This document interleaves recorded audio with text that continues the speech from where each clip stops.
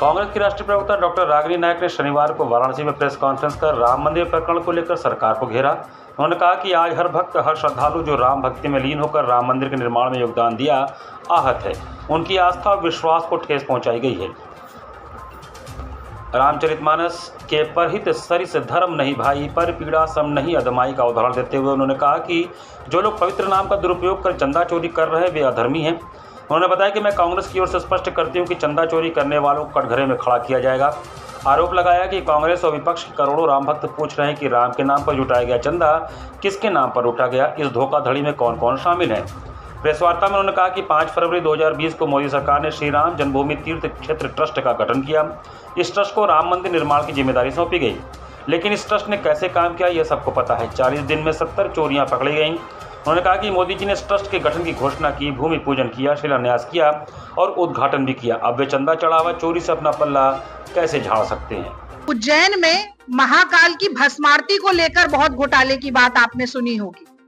अभी केदारनाथ, बद्रीनाथ में भी चंदा चोरी, चढ़ावा चोरी हो गई, वहां का भी पता चला। और राम मंदिर पे क्या हो रहा है ये तो अब देश का दूध पीता बच्चा भी जान रहा है। और इसका कॉमन लिंक ये है कि सब जगह भारतीय जनता पार्टी की सरकार है। वो सरकार जो काम पर नहीं, राम के नाम पर, धर्म के नाम पर, सांप्रदायिकता के नाम पर सरकारें बनाती है, वो जो कहती है कि हम हिंदू धर्म के ठेकेदार हैं, वो जो शंकराचार्यों का अपमान करते हैं और उसके बाद 56 इंच का सीना ठोक कर कहते हैं कि शिलान्यास हमने किया, हम रामलला को लेकर आए, हमने राम मंदिर का निर्माण किया। सबसे पहले तो मैं ये पूछना चाहती हूँ कि राम मंदिर का निर्माण क्या मोदी सरकार ऑर्डिनेंस लाकर करके गई थी? सुप्रीम कोर्ट के निर्णय के बाद हुआ। और अमित शाह और मोदी जी ने अपने घर की संपत्ति बेचकर राम मंदिर का निर्माण नहीं किया।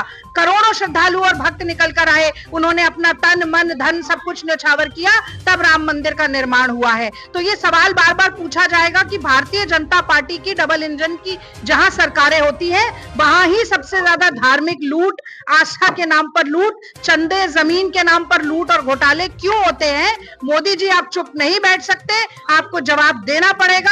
और जब तक आप जवाब नहीं देंगे कांग्रेस पार्टी प्रेस वार्ता भी करेगी, सड़क पर आंदोलन भी करेगी, सदन में और संसद